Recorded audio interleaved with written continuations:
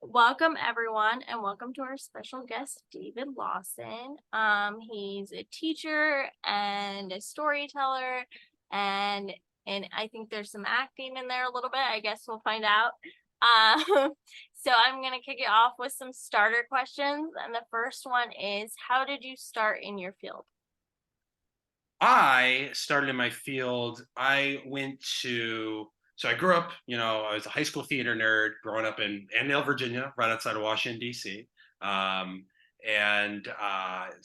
high school theater nerd, I go to college for theater at Emerson College. I really discover one person shows. I never knew that was a thing. The first two I can think of were an Anna Devere Smith show that I read, and I saw a show by Tim Miller. I just thought if you were alone on stage, you would be performing jokes. And I did stand up mics when I was in high school and didn't really love it. And then about a decade and some change ago, I started realizing that all this one man show work I had been doing really existed in the world of storytelling. With The Moth and a lot of New York City comedy clubs had storytelling nights. And storytelling being this huge thing that catches like stand up and theater and the literary scene, and all this stuff came together. And for the past 10 years, that's what I've been doing. I host a monthly storytelling open mic here in New York City, the Astoria Bookshop Storytelling Show. And as you said, I teach storytelling. And yeah, that's how I got into my field. Super long story, somewhat short. Yeah. What would you consider your dream job? Dream job. Oh my goodness. Oh, that is like shifted a million times over the last few years. I still think it would be awesome to have the intensity of having to do a very long run of just one show. Because I've done one man shows for over a decade now, but to have to do like a 3 month Broadway run, 8 shows a week, whatever the math is on that, like just having to do the same thing for hundreds and hundreds of people, 100 plus times is still something I would love to. I'm not sure if that's ever going to happen. That happens for so few people, and I'm very happy with the life I have, teaching, working in nonprofit arts. But that's still one that I would love to do sometime, Kelly. Yeah, you need your what the US Constitution means to me show. Oh, did you watch that recording of that? I watched it multiple times actually. It's Yeah, one of those that I loved. Like, yeah, Heidi Schreck. I loved it when I got to see it live, and that's also a very special thing. Getting to very very like New York. I'm blessed to be able to do this sometimes. Like I get to see something live, and then get to see the recording of it and catch all new things. You can't rewind in person, right? I'd be like, "Whoa, what was that again?" Not that I do that often, but yeah, I love what the Constitution means to me. yeah, and that's on Amazon if anyone here wants to go watch it. It's beautiful. I there were a couple one man shows that I kind of caught during the pandemic. It was that one, and then there's one on HBO about a man. He talks about his mother's suicide, and they just make you feel all the emotions. And it just, even just these like one man shows, which they involve the audience, or like uh what the US Constitution means to me, had like one guy that she bounced off of sometimes.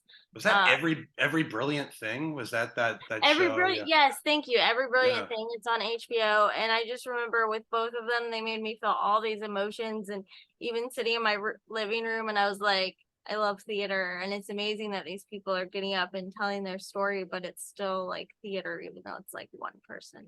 Anyway, so if you can check those both out, I highly recommend them. And then my next question for you is, and some people find this one very odd, but I have a rehearsal performance bag, and so I like to ask, what are the top 5 things you keep in that bag? Because some of them have very interesting answers, and I've learned a lot about things like bug spray wipes and things like that. So do you have anything you keep in your bag, like if you're going to a rehearsal or for class, or what do you keep with you? That is a great question. I mean, phone keys wallet is obviously the obvious one. I guess the more interesting thing is I always like having either ticket stubs of recent shows I've seen recently in my wallet, or if I've traveled anywhere, like I was in Montreal 2 weeks ago, and I'll just hold on to like subway passes I have, just be like, oh right. Like I that just keeping a little bit of something from where I go. Um, Usually some reading material, both for subway or down times, anything like that. Uh, let's see. Gosh, what else? Like a phone charger. I'm trying to give you something more interesting. But I also think maybe the easiest one. Let's see. Do I have any of recent shows? I guess this is all just travel stuff. But I have a lot of travel stuff, so I think this is a Chicago Ventra card, from when I was there last year. Mhm. So, and if I have a particularly good night, and if I have a paper stub of a show that meant a lot to me, I'll keep that behind the cash in my wallet, just so I can see that. It's probably the best answer I have to that question. I am a big Moleskin guy. I've been using these for a while. I do think ideas flow better going by hand sometimes than doing the notes app on my Yeah, phone. yeah. But yeah, I think that's a. I don't have any too while chapstick in the winter, sunglasses in the summer, but nothing too exciting besides ticket stubs to recent shows I love. It's probably the most near and dear to my heart. We've had a couple people on here that are like, I take nothing with me, and we're like, okay, that's good. Like you're in the moment, so it's good. Yeah. I just always think that's interesting because I carry so much with me. Like, so yeah.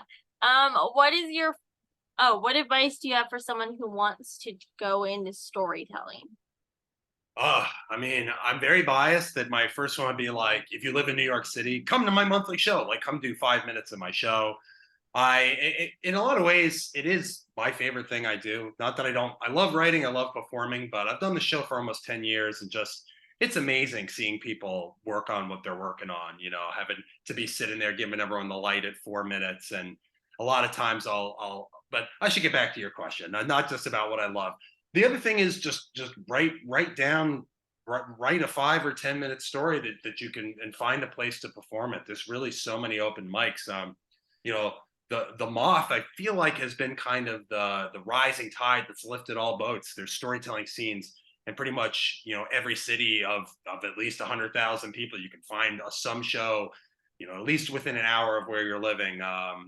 But really just write it, find a stage to go on, and start performing, and also read a lot too. I try to read as many memoirs as I possibly can, just because I've said this.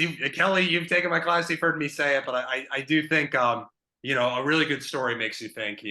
Something like that happened to me once, and I never thought of it that way. And the first one's really important. If you're reading a lot of nonfiction memoir stuff, I feel like that'll be like, oh, I got a story I could tell too. So just start doing it. Just write one down, find a stage that's opened, and get up and look into strangers' eyes and perform a story, and see if it's working or not. Yeah. What is your favorite story that you've told on stage? Do you have a favorite? Oof. My favorite story I've told on stage. Whenever I have to answer favorites, I always think like I have 10 minutes to live and I can perform one 10-minute thing, which is like very not the question you asked me. It's like a very morbid version of that question. Oh man, oh man. I think the one man show that I've had that's done the best is called Nazis in Me, and the ending of that show, the final 10 minutes, is in the first year of the Trump presidency. My sister got married to this man, Elliot, who's a transgender man, and they got married in a place with very like LGBTQ significance in the DC area in Oxon Hill, Maryland, and it really brought together a lot of my kind of more right-wing family. Like showed up, and they were all down, they were all cool, like it was all, well, most of them showed up, but that's not in the story that I tell. And at the last dance of that wedding, I just remember looking around and thinking of some of these people who have voted against the interests of my sister and my brother-in-law, but they were all there. Blood is thicker than water, at least in that moment. And I always loved ending that that show with that story, and to bring some Virginia relevance into it. Like I mentioned Richard Spencer, the white supremacists. His headquarters were like near where we were staying that weekend, and it was 2017. It was a terrible time, and but that was such a beautiful moment within that terrible time. And if I had 10 minutes left to live, and for some reason was booked a storytelling spot, that I think that'd be the 10 minutes I do. My sister getting married to Elliot, my brother-in-law, who I love very nearly and dearly. That sounds like a great story. No, thank you. What is the one thing you wouldn't change about yourself? That I would not change about myself. Ooh, wow. These are great questions, Kelly. These are tough questions too.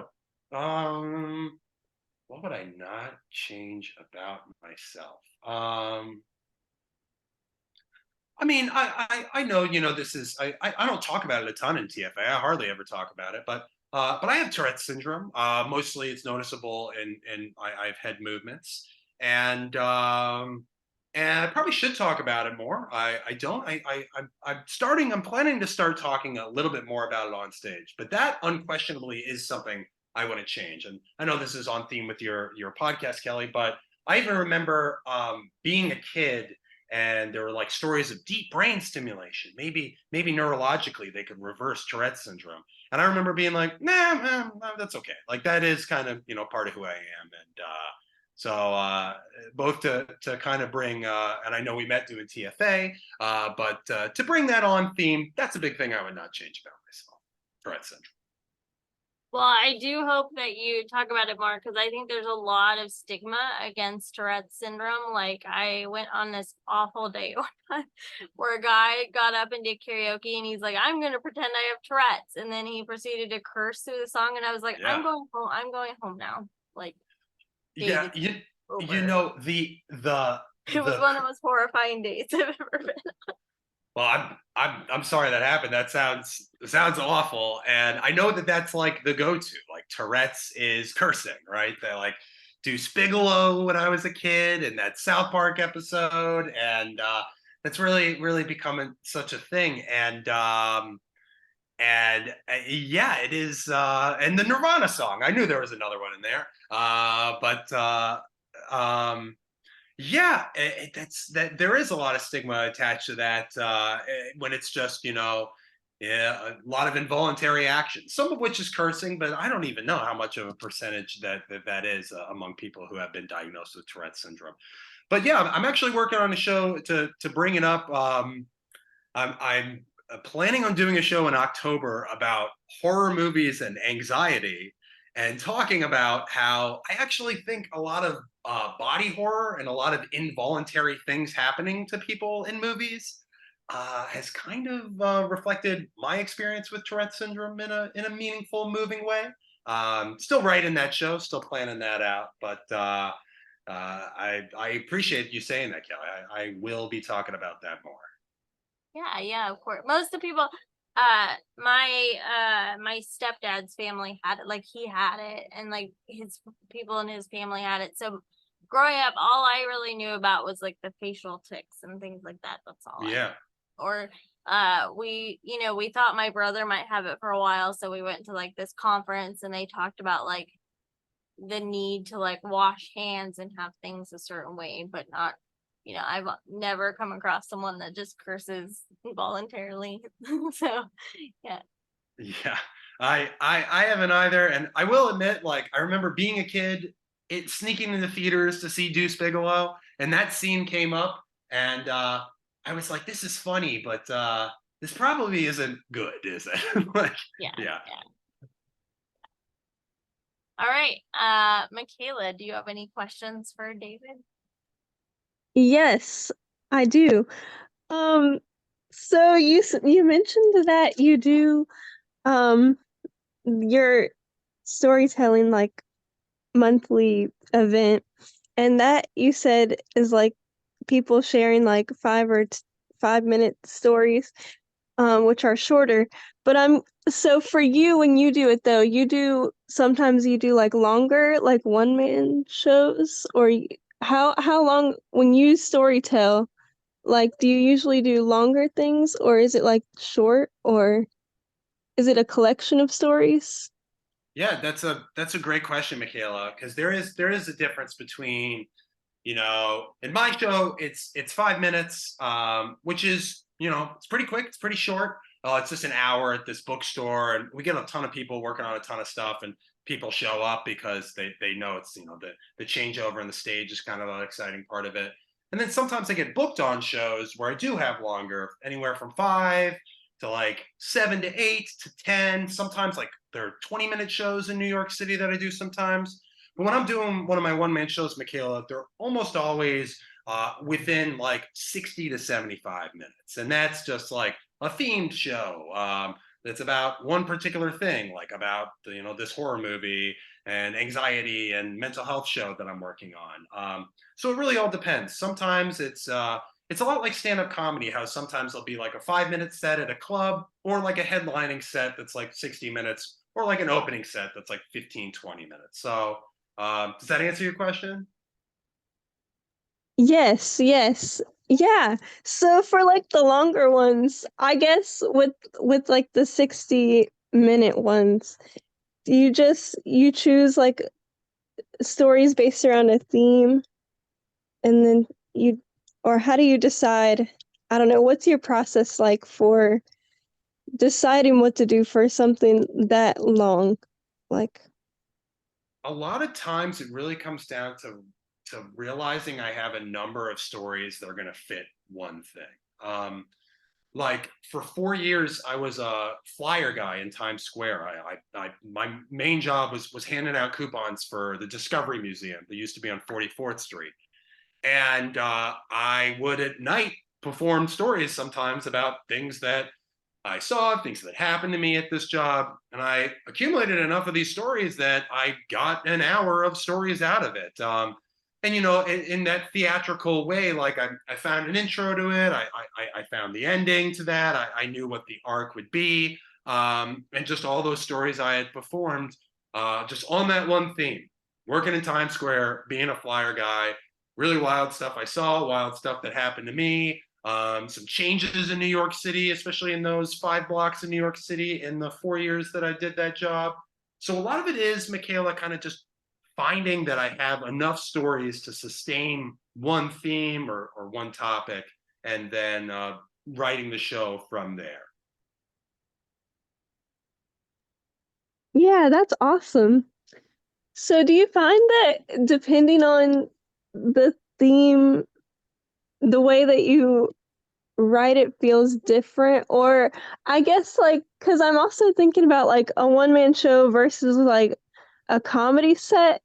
And I'm curious, like with comedy, I would assume like your goal is to make people laugh. And then with like a one-man show, I think that can be similar to like comedy, maybe if you want it to be comedic, but maybe the goal could be like you there's like a theme, or like there's a message there that you want to get across.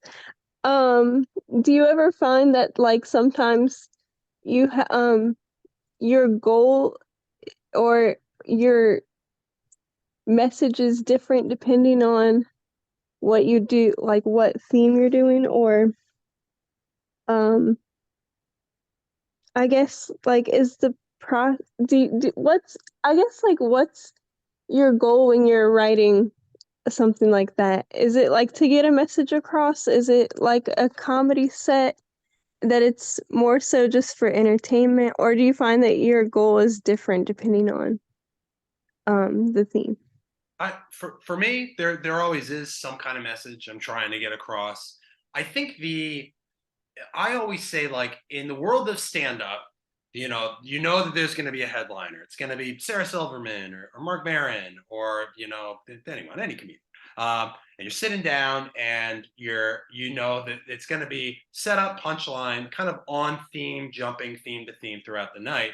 But with a one person show, I think you're sitting down, and you know what there's a general overarching theme to the whole thing. And like you said, Michaela, it's not always just about, a lot of them, like, I hope the jokes work, but it's not super make or break all the time if things are a little quieter laughter wise.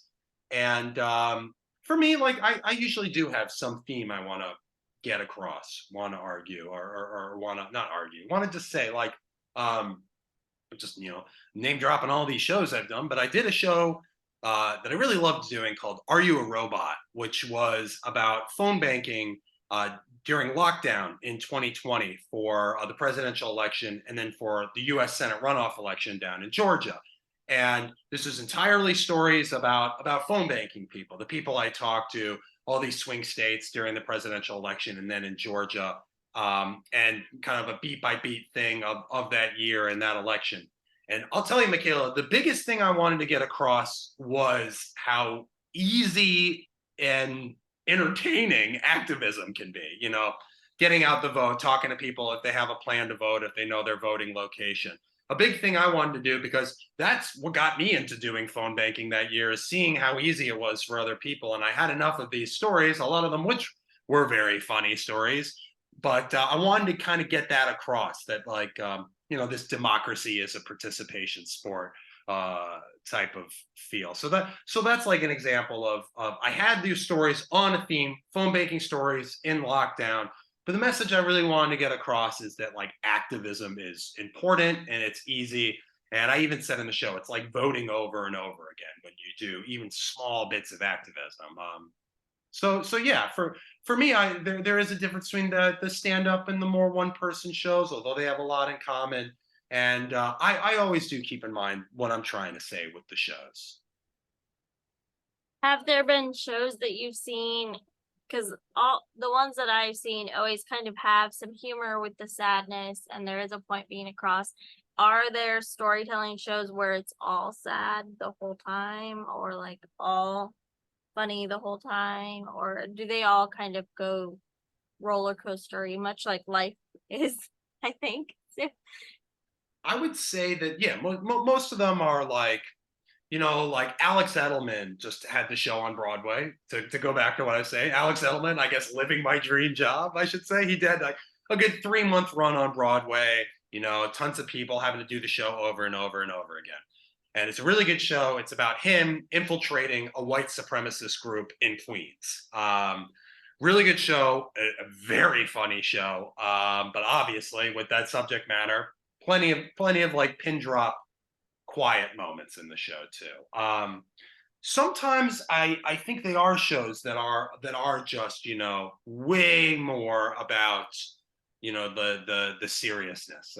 Nalaja's son has a one woman show called No Child about being a teaching artist in New York City, and that definitely is funny, but that definitely is more. And that's another type of show also. She's like playing the characters of the people who she taught, names changed and all that.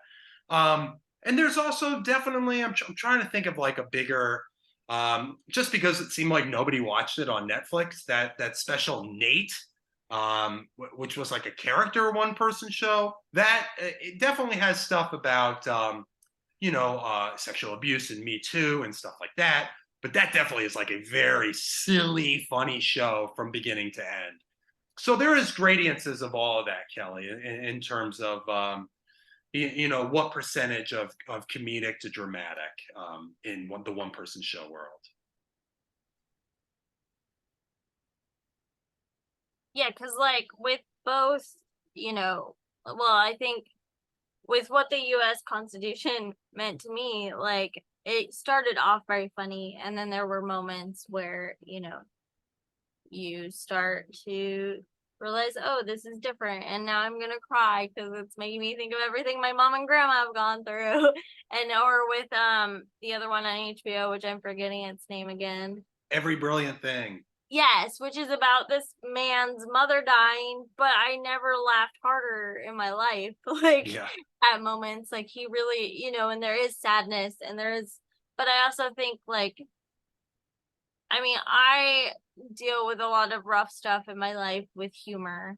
And I think I surround myself with people like that, but there are people that I think don't do that. And so it's interesting. I think it'd be interesting to see a story where someone was just like one way about it, I guess. I don't know. Yeah. Yeah.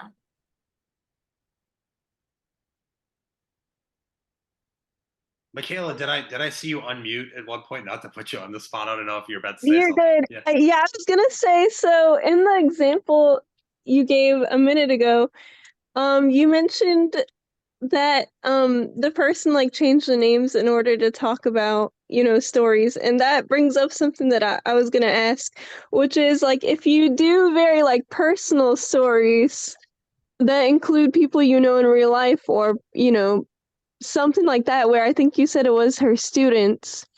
Um, what at so in that case she changed the names. I guess like when you do that, does it depend on like, do you just change the names, or like if it's with your family members, do you like ask them? How do you broach that? Do you like pitch the story to them and you're like, I want to tell this on stage, are you okay with that? Or like when you're telling a more personal story, I guess, how do you go about doing that when it involves people that you may know, or people, um, You just I don't guess tell anyone you know to come to your show.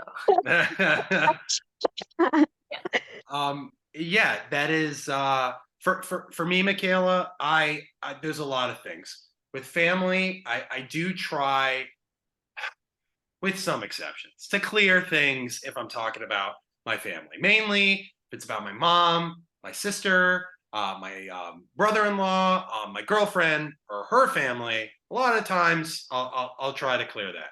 Not always, if they're listening. This is just sometimes, the things are going to be raw. With extended family, I'm a little more like, that's okay. With everybody, though, I try to change names or do first names only. I never try to give full names on stage, regardless of anything. Sometimes if I'm giving people credit, like in Are You a Robot, I mentioned this woman, Ariana Siegel, who's just a Facebook friend. I can't even remember how I met this person, but she made activism look fun for me, and just by posting these videos, and she got me phone banking from home. So in that case, I did say her full name because it was like a good positive thing, trying to give some credit. But a lot of times it is just first names, having to ask my family, sometimes just doing a set that I only know is going to go to the 20 people at that venue that night, and just, doing the story. And mom and dad, if you're listening, it's been done. They probably know that. But and they do like listen to every podcast I'm on. They're amazing about that. God bless them. But a lot of times, though, it's just first names, sometimes family approval. When I did that story about my sister and my brother-in-law getting married, I did get their approval. I did record that set. I sent it to them. They gave me the thumbs up. Some childhood friends of mine have said, is this okay? I'm not saying your name, but, some people might know it's you. And I get the thumbs up. I feel like I have reached out to a few people, and they're like, could you not? And I won't. I won't. But yeah, that's really what it comes down to. Some family approval, sometimes family not approval, and just first names and avoiding full names on stage. And also just knowing, if I'm telling stories about being at work, just, respecting that. Like, I've been pretty lucky to teach the past 5, 6 years. And I don't think I've actually ever performed about my students ever, that I can think of. And certainly would not want to perform in a way, teaching storytelling. I'm not going to talk about what they're talking about in my class. That's like, to me, that's a massive no-no. Telling a story about seeing someone punch a cop in the face in Times Square while I'm flyering, that's one thing. But if someone's bringing in a story about, loss or trauma in my class, no, I'm not performing a story about their story. But yeah, it is a fine line, and that just first name thing has served me well over the years. I've heard of some storytelling shows that they bring on writers, like other writers, to help with that process. Like, why would you do that? Or like, in what cases is that helpful to have like a writing? Yeah, that is a good question, because I direct shows too, and that is not writing, but what I am doing in that case is really getting like, hey, the thing happened to you, you're going to be on stage talking about it, But for example, I'm directing a show that's gonna play in the fall here in New York, and just last night I was rehearsing, and they were going chronologically. I think this is answering your question, Kelly. And they had mentioned that they were 8 years old, but then in dialogue, their father tells their teacher, "Can you relax? He's just 7 years old." And I had to be like, "Hey, we kind of lost the thread there. It's going to be a little confusing if someone's sitting in the dark listening to this, like, wait, I thought they were, and now they're, hold on." And that's, going to take 60 seconds of them at the theater being like, "Okay, so they're, all right, okay, all right." But then another one, oh, and I can't remember her full name. But there was that show last year on Max called The Intruder, by Atsuko, and I can't remember her last name, that was framed around 3 times that a random person broke into her backyard. That was the framing of the show. It was 3 times that this woman Atsuko had someone come into her backyard. And I know that she wrote it on her own, but I did notice that it was directed by Tig Notaro, who's a stand-up, who's a great storyteller. And there was like an advisor from Mike Birbiglia, one of the biggest names in live on stage storytelling, if not the single biggest name, is Mike Birbiglia. And I think he also maybe helped her craft those stories. Again, not so much like a co-writing situation, but I guess the biggest one I can think of is, I know that John Leguizamo's Freak, which is really, really, really good show, is 25 years old now. You can find it. Has a co-writer, David Katz, co-wrote that show. And if you watch John Leguizamo's Freak, it is like definitely about him. But I think David Katz helped him kind of shape those stories and go from this year to that year to now you're a teenager to now you're in your 20s. So yeah, I think when people bring on other writers, it happened to them, but they need an outside eye to help them shape it. That makes a lot of sense.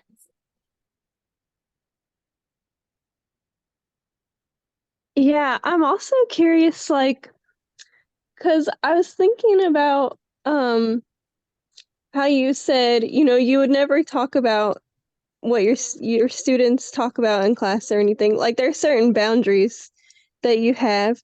And that was sort of making me think, like, are there things you would say that you shouldn't do in storytelling? Or, like, have you ever seen something by a storyteller that maybe made you cringe? Or, like, are there I guess things that you wouldn't recommend? And then on the other end of that, like, are there things that you've seen in other storytellers that you think makes like good storytelling, like elements of what you maybe shouldn't do in storytelling?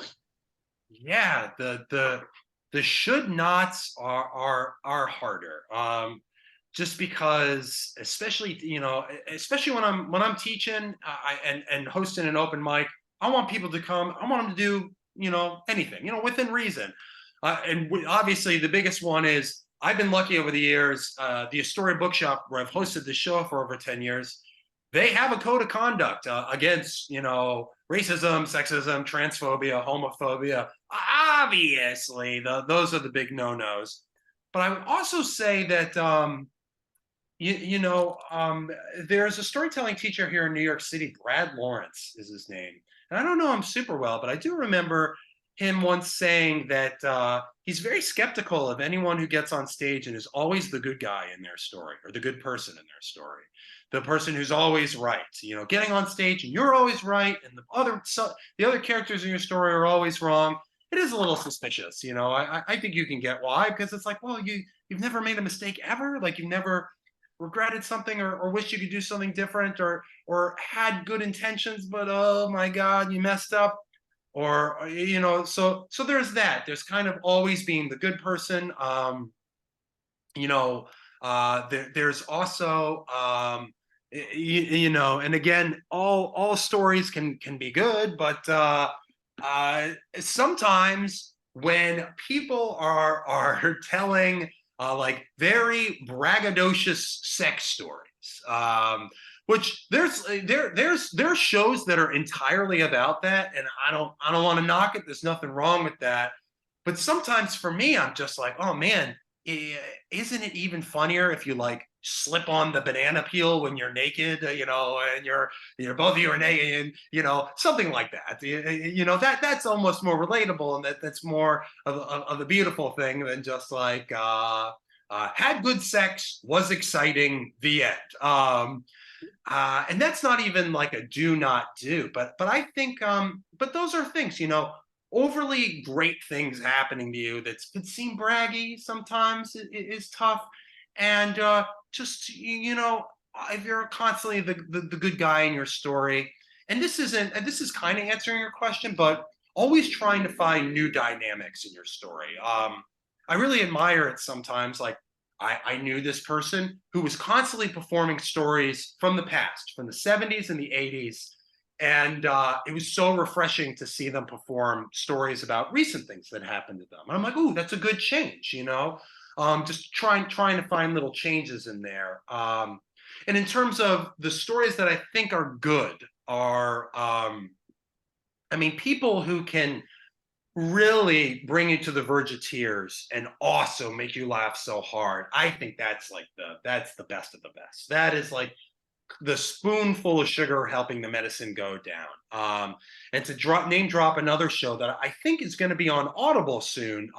Sorry for Your Loss by oh no, I think his name is David Cruz Kane. I think his name. David Cruz Kane, Kany. Yeah, it doesn't matter. But Sorry for Your Loss, which was at the Minetta Lane Theater here in New York, which is about his son dying.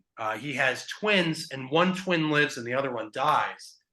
And this was one of the best shows I saw this year, Michaela. And within 80 minutes, I had a period where there were tears streaming down my face. And in the same 5 minutes, I was like doing the laughter when I was like, I need to bite my lip because the show needs to move on, but I'm not done laughing at that joke that was so funny. So that's the thing I can like really admire.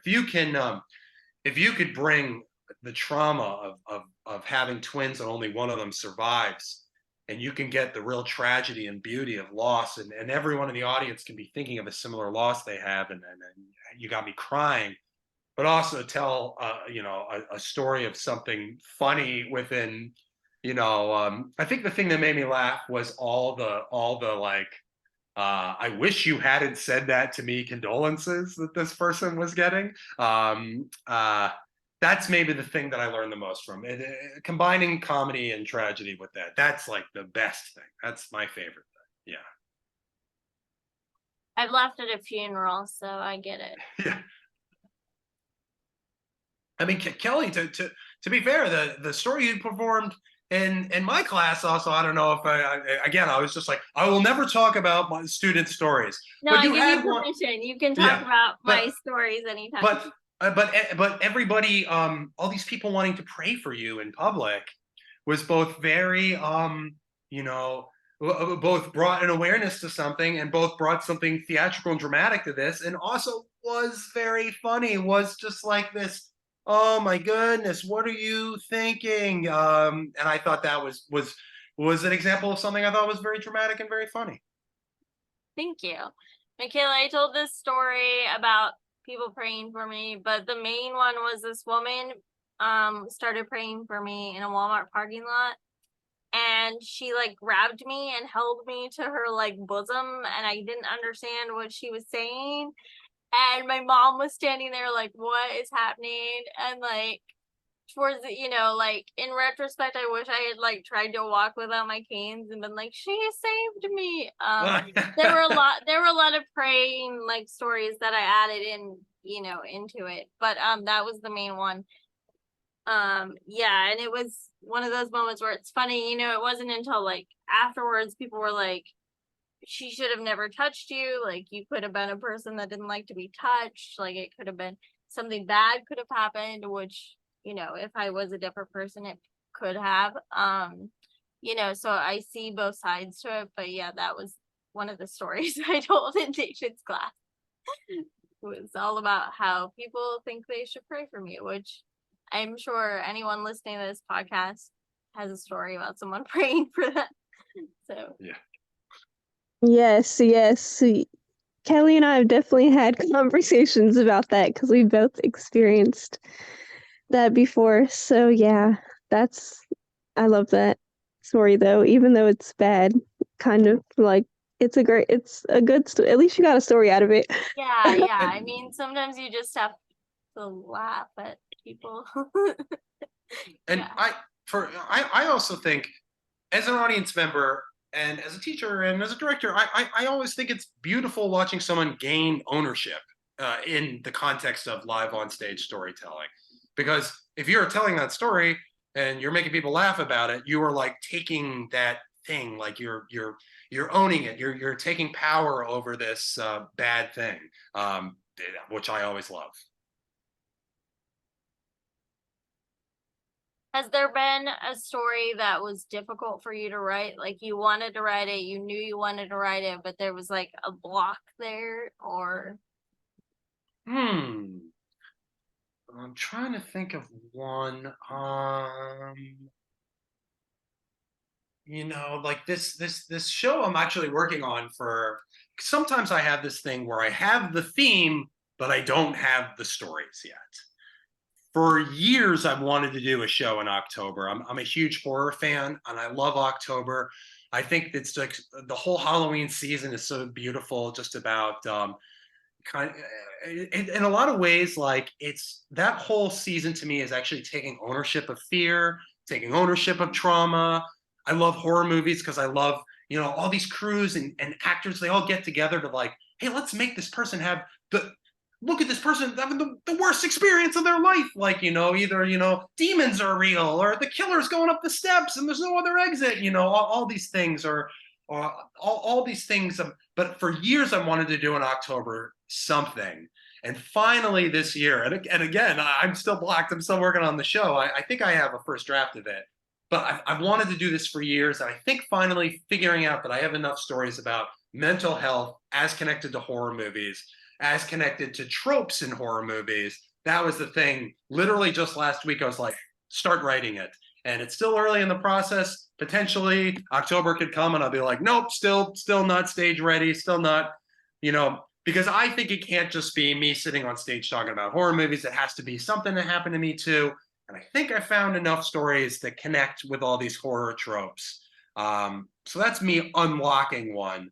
But that's been the big one. For years and years, I've been like, gosh, I want to do that October show. And I think I finally might have it, I think. So yeah, I think I might have solved the blockage on that one. I hope that you did. So like, you want to do a Halloween story. You go with the horror movie thing. So do you like then start reading things and studying things and going out and observing things? Like, do you talk to people that watch a lot of horror movies? Like that sort of thing? I do a lot of that. Like whenever I am in the midst of anything, I try to do it because I'm a fan anyways. But I try to see one person shows or watch one person shows or read one person shows or read memoirs. Like I just read I'm Glad My Mom Died by Jeanette McCurdy, which I loved. Like, oh my goodness. I had heard that was one of the best memoirs of last year, and it's about her like really abusive stage mom situation, really bare knuckle stuff about anorexia and bulimia and eating disorders, and really trying to unpack childhood trauma in your 20s and 30s. And this was just a wonderful book that I really loved. And I do a lot of that. And sometimes I will talk with friends about what I'm working on, but sometimes I will just put the show up and then hear what people think of it. Just put it up, in small black box theater somewhere, and then really get feedback. And before I submit it to festivals or try to get it booked at other theaters, yeah. But constantly reading and writing. My girlfriend Paige. Oh my goodness, why am I blanking on the name of the person? I'm gonna cheat real quick. Boop boop boop boop. Who did I would like literally go down the hall to collaboration album. This is totally dead air here. Oh my goodness. What was Or his name?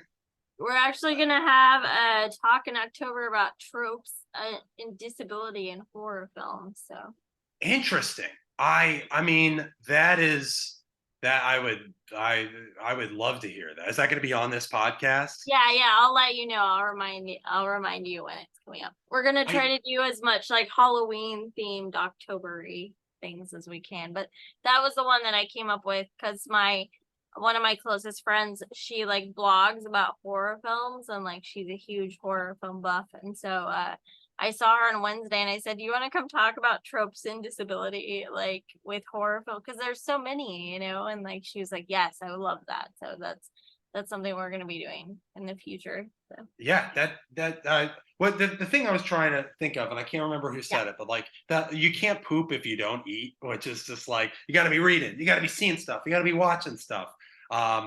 So that was the quote. I can't remember what the artist who said that, but that's okay. I've dropped enough names, but that sounds great, Kelly. That sounds like a great conversation. I can't wait for that episode of this podcast. Thank you. Did you figure out the name that you were looking for? No, I you know what? Saul Williams. That's who it was. It just popped up with me. Saul Williams said that you can't poop if you don't eat, which is a very great way to think of creativity and writing and that. That is really great. Yeah. You I felt like I was just gonna say I love that one.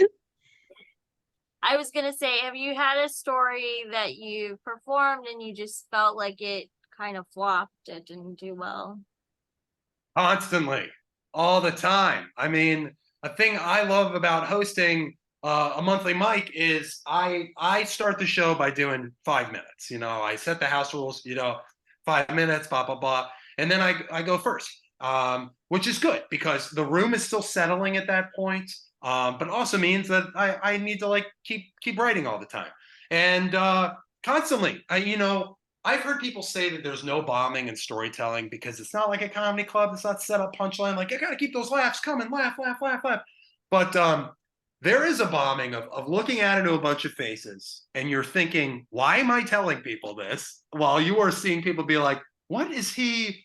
Where is this going? What is it? And I'm like, wow, when I was rehearsing this in my bedroom, this seemed okay, but now this is like not as interesting as I thought it was. And I have been also guilty of thinking of, hey, what if I told some like a date that didn't go so great story and having some women be like, David, if I didn't know you, I would think you were gross, and nothing like, not like abusive or forcing myself on something, but just like someone just being like, I think that's just a boilerplate date that didn't go wrong, and it's not as funny as you thought it was, and you just didn't click, and you sound a little judgmental, and blah blah blah.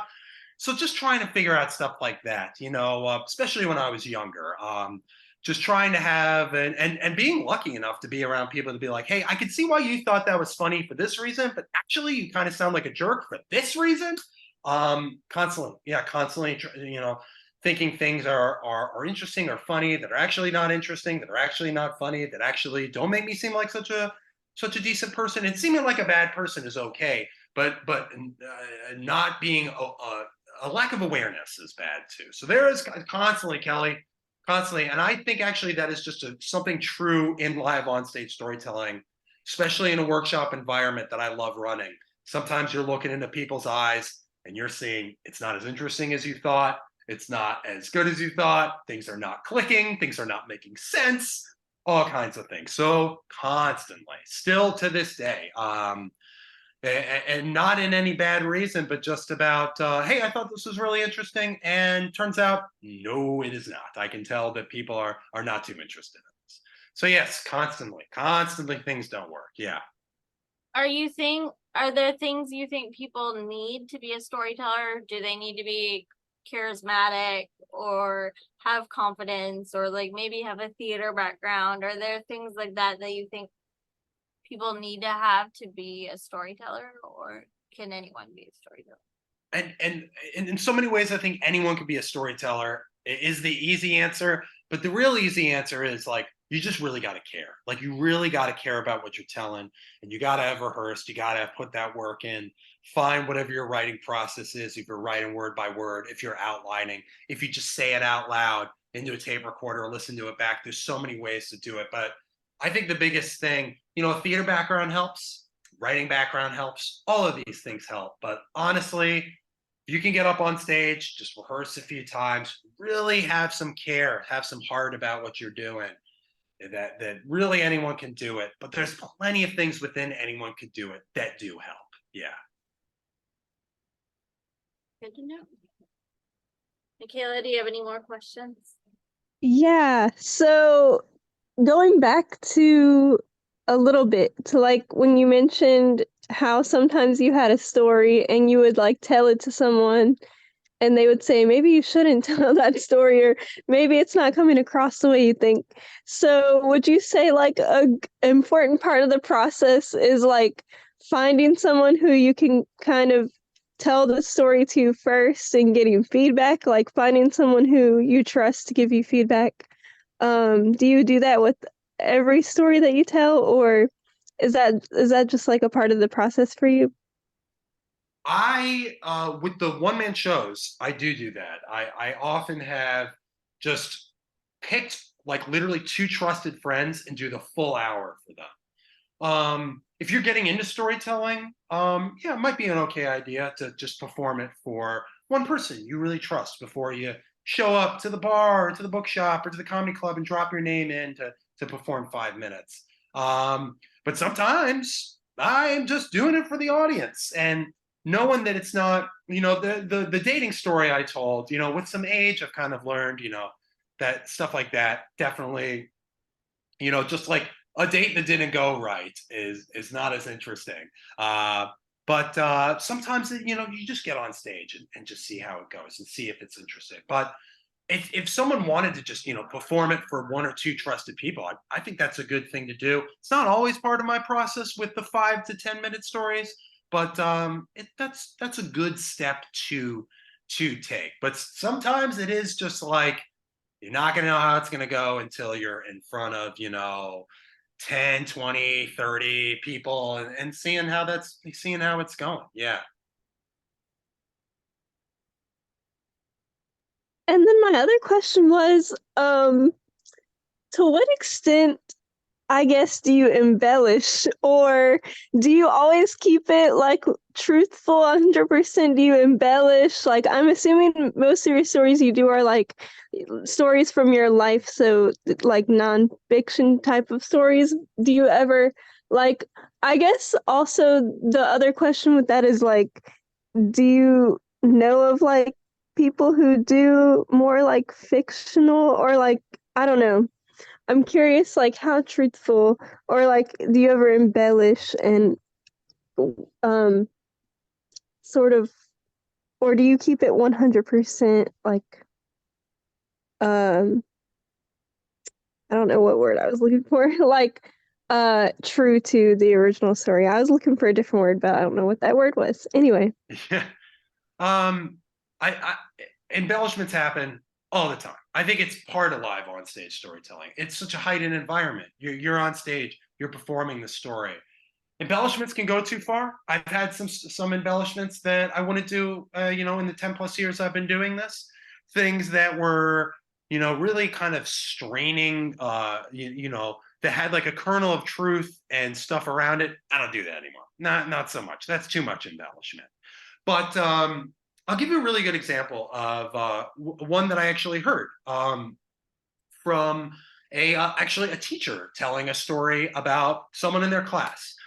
This guy, Matthew Dix, who's pretty well known in the moth scene. And he just had this really great thing that he once said, that he had a student in his class who had a story about his brother dying and getting cremated. And his brother wanted his ashes to be scattered in 3 places. And he did this day where he took his ashes and it was during the winter, and he went to a Major League Baseball ballpark during the winter and talked his way into getting it so he could scatter them just out of the dugout. So a little bit of his ashes would be kicked up by all of his favorite players. And then he went to a strip club to scatter them on a pole of his brother, like going to the strip club. And then he went to his brother's favorite park and scattered them there. Now, in reality, that is how his day went. He scattered his ashes first at the ballpark, then at the strip club, then at the park. Now, Matthew Dix said to his students, I know that's how it really happened, and that's actually the chronological order, but I think you should tell the story that you go to the park first, then you go to the strip club, and you have to talk your way into getting on stage there, but while no one's there. And then you talk your way into the ballpark, and that's how the story should end, because that's a better build. Anybody can go to the park. If you just ended at the park, what kind of ending is that? So that's an example of an embellishment. That's not the actual order that this guy scattered his brother's ashes, but in service to the audience, he's telling it in that order. He first goes to the park anyone can go to, then he goes to the strip club. Things are getting a little harder. He has to talk his way into going to a strip club in the daytime. And then he talks his way into a ballpark, which seems impossible, and he gets in and he scatters his ashes there. Now, some people I think would be like, I don't like that. That's embellishment. Personally, I think that's a good storytelling use, because he did all of those three things. Now, if he didn't talk his way into the ballpark and he was lying about that, then that gets a little hard. Oh goodness, I'm trying to think of like some embellishments, just little bits of conversation that don't happen, or sometimes like compositing a character or having someone say something not quite in the way they said it, but oh, that punchline is so good, I can't resist it, stuff like that happens. But I would say that wholesale inventing something out of something, like you take this teeny little thing that happened and then inventing a whole thing around it, that is something I will admit when I was younger, when I was in my 20s, I used to do, and I don't want to do that anymore. And I wouldn't want my students to do that anymore. And I wouldn't want to be in the crowd at a show having someone do that. Changing the order of events that happen, that's one thing. But just saying, like, if he just scattered the ashes at the park and he never went to the strip club or the ballpark, but he got on stage and performed like he did, that would be bad, I think. That would be wrong. That would be a disservice to the story, and in certain extent to his brother's memory. It's a little weird. We're all believing like your brother died young and all that. But I don't think him embellishing the order of how he scattered the ashes is a problem. Does that all make sense? That's just a particular embellishment that I think is a really good embellishment. Yeah, definitely. I think what I'm getting from that is like, think about the integrity of the story, and if it's going to be too much, or if it's just enough to sort of end on the note that you want it to end on. Yeah.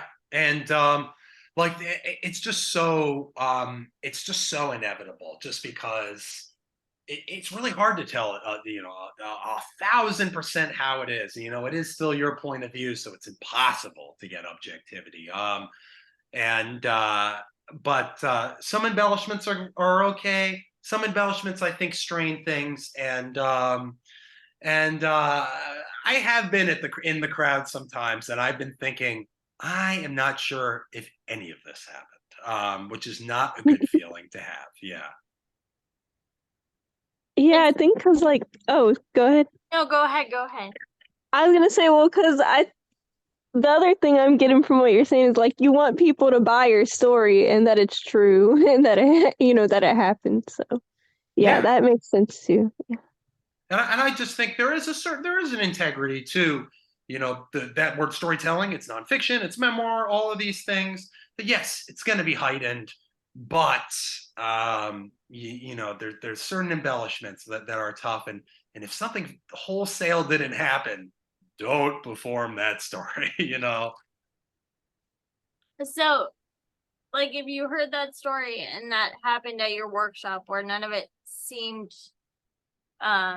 real to you at your workshop that you host, is that a place where you can say something to that person, or you're just leaving people up to their own artistic integrity.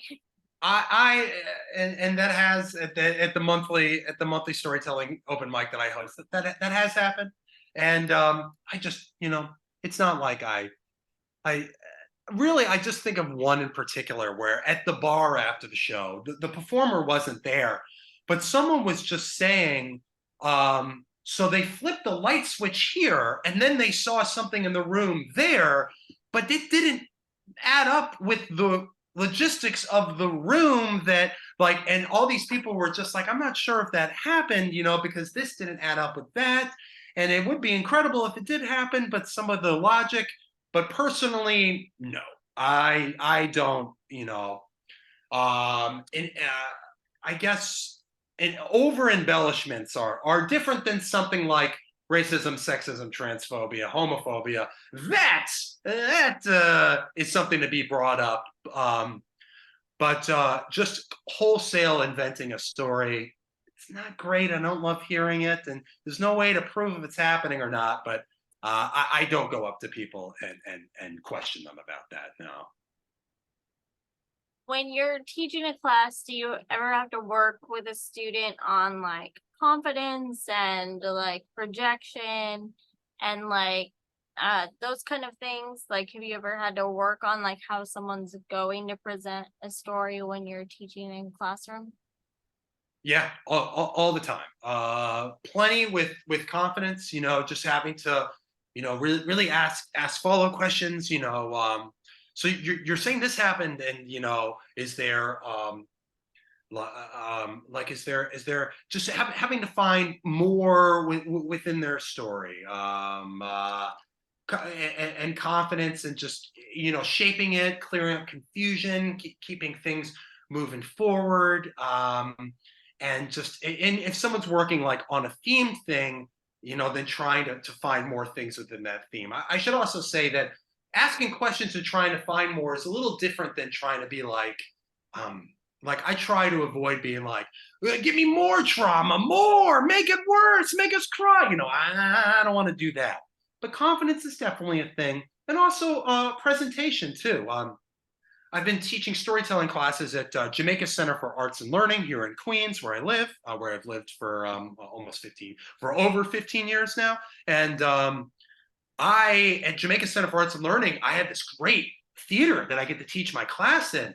And I learned, though, I had like the theater lights all the way up, and people would go on stage and be like, oh my God, I can't see you. I can't see anything. It's too bright. I thought this would like add a theatrical dimension. And I learned that I needed to have like a classroom setting to the lights, have a little lower so they can see me. So it's not so bright, that light in their eyes. And with performance stuff, just simple things like, I understand why a lot of people begin storytelling sets by saying, so, but with my students, I'll tell them, I think you can just go right into your story. I think you could just say, I was 15 years old on Long Island in 1985, just instead of saying, so I was 15 years old, so just things like that, real.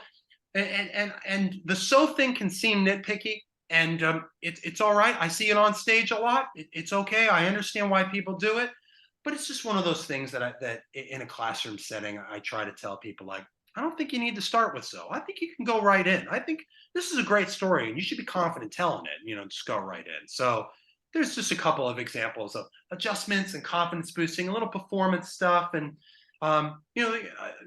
same thing with trying to get rid of. I understand there's lots of weasel words, stuff like that, but sometimes just trying to get people to just keep confidently going. But yeah, do have to work on stuff like that, Kelly. Yeah. Interesting. It's really interesting. Like, I think it's interesting just storytelling as a piece of like the theater world in general. Like, I think it's one that often gets kind of overlooked. Yeah, well, someone once told me when I said it was one person alone on stage is my favorite thing to create. It's my favorite thing to see. I remember someone said to me, that's funny because for some people, that's like the thing that they're like, no, I don't want it. I don't want this. I don't want it at all. But that's not always true, you know. Michaela, do you have any more questions? I think my last one is just so when you write these stories, obviously you write them down, but like, have you ever thought of, or I guess, um, like, have you ever thought of, I'm not sure what the protocol is in like the one person show world. So do you like turn it into a script? Do you keep it for yourself? Or have you ever considered like turning stories into like a script? Or do you just sort of, I don't know, what's the um like culture with that? Like you have ownership of these and you, or I don't know, have you ever done anything um outside of that, or what's, I guess, what's the culture with that? But the first thing I could say is I love writing everything out word for word. I don't perform it word for word like it's written. But I'm a big fan of like outlining and then writing it like playwriting style, like word for word, and then just having that outline on stage. And I know how I wrote it all down. But I'm to each their own. Everything is different. Some people just outline. Some people write nothing. You know, I used to be a big Lil Wayne fan, and I was like amazed at the fact that like he writes nothing down. He just records those raps over and over and over again. But in terms of things being published, I've had one thing professionally published. I did a one-man show about the journey from analog to digital, entirely seen through pornography, called VCR Love. That Original Works Publishing published over 10 years ago now. Woof, it's been a minute. But I'll mention, just because I just finished it this week, that I'm Glad My Mom Died by Jeanette McCurdy. She performed that show in LA as a one-woman show. And that's where it started. A script on stage, in a like live storytelling on stage, those stories moving through time and space with a live audience. But then she turns it into a memoir, a 300-page nonfiction book. And that happens a lot of the time. I mean, I mentioned Mike Birbiglia, and that show he did, the new one. He did that. You know, he toured it, and then he did it on Broadway, and then he recorded the Netflix special, and then he wrote a book of it, which kind of expands on this story about him and his wife having a kid, having a child. And so that really went from on stage to a book.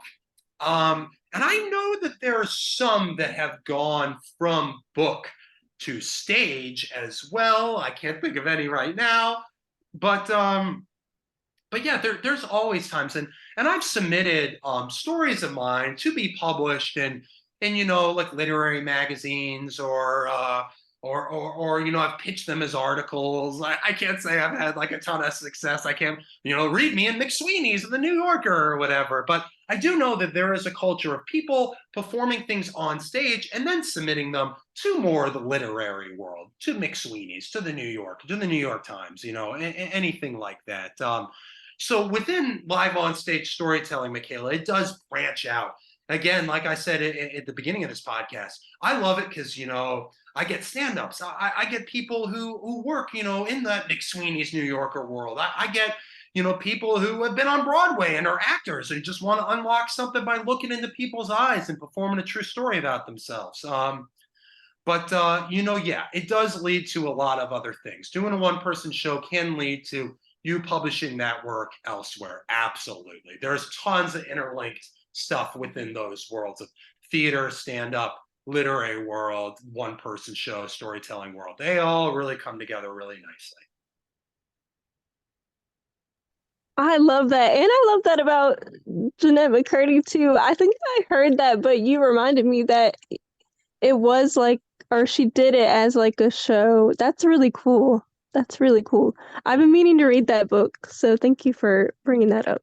Yeah, it was a great book, and yeah, she did it out in LA at the Hyperion Theater. I think she did it somewhere else too, but I think that's where it ran for a while out there. Which, if I ever get to LA, there are so many good shows that they're at the Hyperion. That's one I would love to see if I ever get out to LA. Yeah. I'll have to check that out. And it was a great book. Yeah, Michaela, I hope you love it as much, if not more than I did. Yeah, I definitely heard some excerpts, like people are posting or putting some excerpts out there. So it definitely seems, from what I've heard and read, it already is really interesting. So. Yeah. As a job title, do you consider yourself a storyteller? Or are you like, hi, I'm David Lawson and I'm a storyteller? Is that what you tell people? I actually always let people lead with intros, and I'll pretty much, if you say I'm a writer, I'll say yes. If you say I'm a storyteller, I'll say yes. I'm a host, yes. Like you said, actor, and I mean, I used to do the whole audition thing, and I was like my one. I was in a sketch on Comedy Central, which is like the one reason I can have Comedy Central in parentheses next to my name for the rest of my life, I guess. And that's on my website, dtlawson.com. If you want to check that out, Rage Restaurant. I guess that's, but actor, I think I would hesitate saying yes to, because it's really like, but yeah, teacher, nonprofit administrator, which is kind of a boring one. Who would say that one? But storyteller, writer, performer, all of those things. I really will say yes to any of them. When it comes to me, I really just lead with like, I write, I perform, I teach, I direct. But a lot of the times I'll say, like, if I'm like at a party, I'll try to find what the person wants to talk about and then go from there. Like, oh, okay, I'm a director for this conversation. Let's go. Directing, yes. You got to work with the tech person, work with the venue, oh, you're a writer. Yes, you do the rewrites, blah, blah, blah, but long story short, I don't really lead with, if I lead with any, it's probably writing. I write, I perform. I'm a writer, I'm a performer. That's probably the one I lead. I just figured there had to be some acting in there because you've helped me through a lot of Shakespeare questions. So Right. Yes. Yeah. Yeah. Well, what was that? Can you remind me what that Shakespeare question was? I had to do one of the most of the local Shakespeare companies near me want you to do 2 1-minute Shakespeare monologues. And most monologues are not under a minute. And then I was asking you because I was going to audition for a company and they were basically doing like every Shakespeare show. And I know that commonly you have to audition with something not from the shows being done. So how do you audition for a company that's going to be doing all of them? Yeah, those are my 2 questions about Shakespeare. Yeah. And you happily answered. Yeah, I had done enough of the contrasting 1-minute monologue world. It's been a while, but I know enough about that. Like, hey, a tragedy, a comedy, one this, one that, hero, villain, romantic, tragic, family. So I guess I knew enough about that, and I haven't been lucky enough to been behind the table, not in a while, but just so. But yeah, but I'm glad I could be of some help on that. It was very helpful, yeah, because that's any other audition you usually like have, but with Shakespeare, like especially like trying to find something that shows what you can do under 2 minutes, like all collectively, like that's stressful. Yeah. Yeah. So do you find writing your own stories is much easier than say performing someone else's stories for you anyways?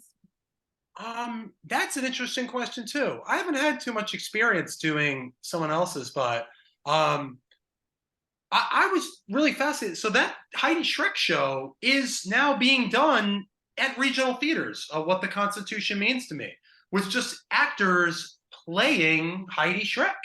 Pretty cool. I did ask at one point if that was something you could do as an audition piece. Like, could I do a monologue from that and have that count as like a theatrical monologue audition piece?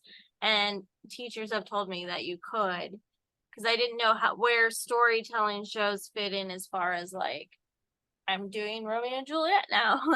Yeah, that to me, that's like rarefied air. If you get a show that's that popular that other people want to perform it. You know, just bringing that to life as an actor doing those.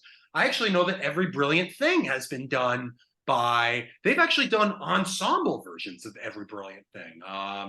If I'm not mistaken, that So, just so they added like the people instead of him, like, because he pulled from the audience and had audience members act like the people. So they actually just had an ensemble cast. yeah, and I think it's just people like doing. They're like, oh, we are all multiple actors, but we are all embodying one voice. I mean, I Okay. haven't, I haven't gotten to see that.